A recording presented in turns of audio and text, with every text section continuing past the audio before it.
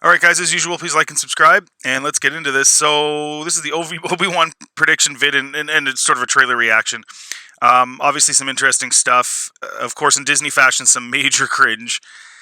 That's what they do. So, my prediction basically for this show, based on the trailer, is very similar to what I thought was happening after the rumor mill started, months ago, even up to 6 months ago with the young Leia and all that stuff.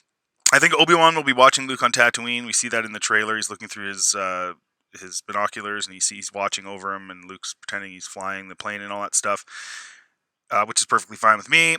I think he's going to receive some sort of distress signal or some sort of message from someone who knows that Leia has been captured by some sort of gang on Alderaan. I'm not really sure what kind of gang it would be, or whether it would be the Inquisitors themselves, or what, but I think he's going to leave, and he's going to save her.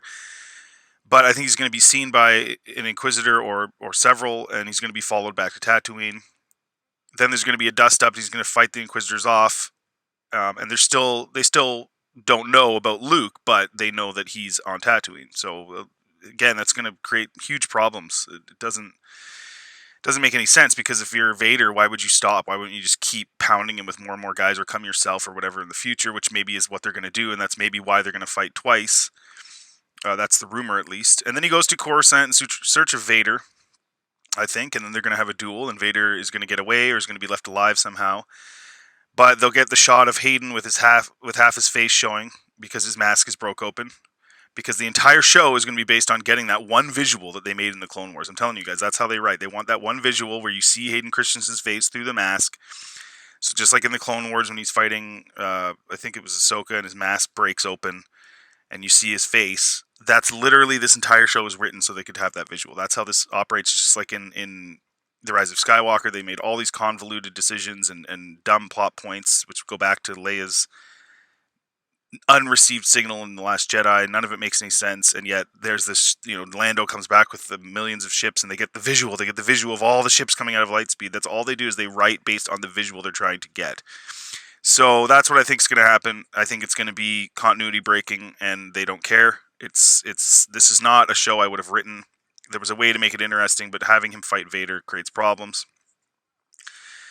As far as the Grand Inquisitor on this show, he looks terrible.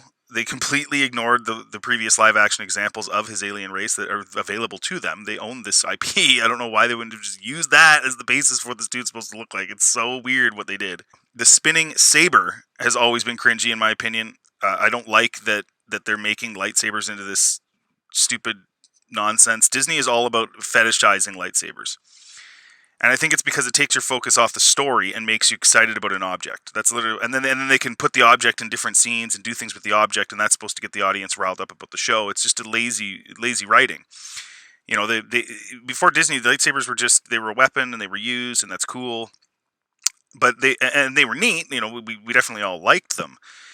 But nobody walked out of Star Wars and said, I loved it because of the lightsabers. No, it was because the story was cool. The movie was neat. It was different, and it was just a cool universe and world that George Lucas created. It wasn't like all about the lightsabers, but that's kind of what they're doing. They're fetishizing them, and we see this with Anakin's lightsaber in The Force Awakens. I mean, they didn't even bother to explain how Maz had it or how it was found, because they think the fans are dumb enough to fetishize it without an explanation. They think you're dumb. They think that they're not going to waste their time making it make sense to you, because they don't think you need it to make sense for you to consume product. So that, to me, right there, is just terrible.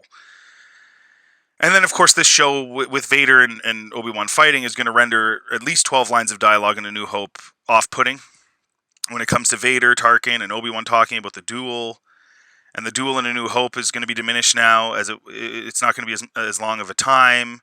And of course, the lines, you were only, I was the learner and you were the master. Now I am the master. And then he says, you're only a master of evil, Darth. And, the whole impression you got from A New Hope and from the prequels and everything else is that there's a long period of time before these men see each other. And it actually kind of diminishes even the fight on Mustafar too, because if that, the last time they saw each other before the duel in A New Hope, it was devastating for Anakin. And he got badly beaten and burned and all that stuff, and it really kind of diminishes that, knowing that they're going to see each other again, and then probably again.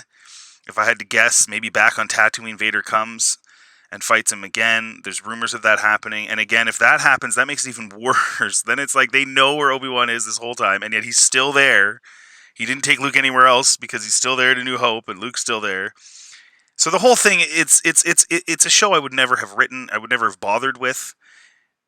It's just another way for them to try and capitalize on nostalgia and original trilogy because, again, I've said it a million times, they 10 new shows, not a single one of them having anything to do with the sequels, which to me is a self-indictment of the sequels. They're admitting that the sequels were bad because if the fans were really going to be into a sequel show, they would have done one. Of course they would have done one. But they didn't. And so then they had to scramble and say, okay, well, what are we going to do? What are we going to do? And so they're making up all these shows in the, in between Rise of Skywalker and A New Hope timeline, or just post Return of the Jedi timeline, but pre-sequel timeline, because they have nothing else to work with but nostalgia bait now and previous characters. And I mean, the biggest, obvious, most prime example of that is the Book of Boba Fett, which was poorly written. It's just a terrible show overall. And I have a whole bunch of videos reviewing each episode if you guys want to check those out. But that show proves it. It was just poorly done. They were just trying to, people love Boba Fett. We'll make a show about him. We'll have his helmet off the entire time. It was really terribly done and just pointless. These shows are pointless. All these shows can really do is create continuity issues and lore breaking things because there's nowhere to really go. This story's pretty much been told. And I mean, we know where this ends. We know that Obi-Wan lives. Anakin lives. Lars lives. Beru lives. There's no tension. Like, we know what's going to happen. So all they're going to be able to do is throw visuals at us and Vader fighting Obi-Wan and nostalgia bait and clickbait and silliness and fetishes because there's nothing to say. We already know the outcome.